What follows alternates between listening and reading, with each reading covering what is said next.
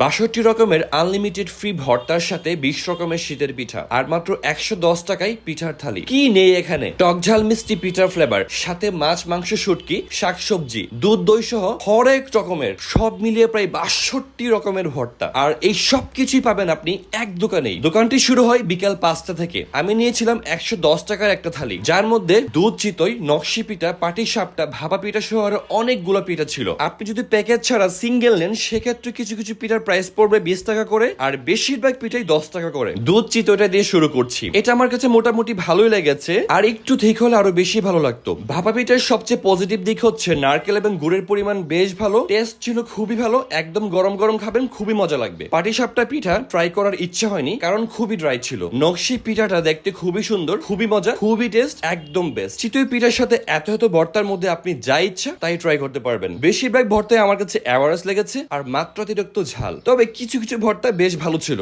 এখানকার সবচেয়ে নেগেটিভ দিক হচ্ছে আশেপাশের পরিবেশ একদমই নোংরা, একদমই বাজে। যাই হোক, পরিবেশ নিয়ে অনেক বেশি অ্যালার্জি না থাকলে শীতে একদিন ট্রাই করতে পারেন গুড্ডু মামার পিঠার দোকান, যার লোকেশন হচ্ছে মিরপুর ১১, ছেলেদের বাংলা স্কুলের ঢালে, মিরপুর ১১ কাঁচা বাজারের শুরুতেই। ভিডিওটা ভালো লাগলে লাইক, কমেন্ট, শেয়ার। আল্লাহ হাফেজ।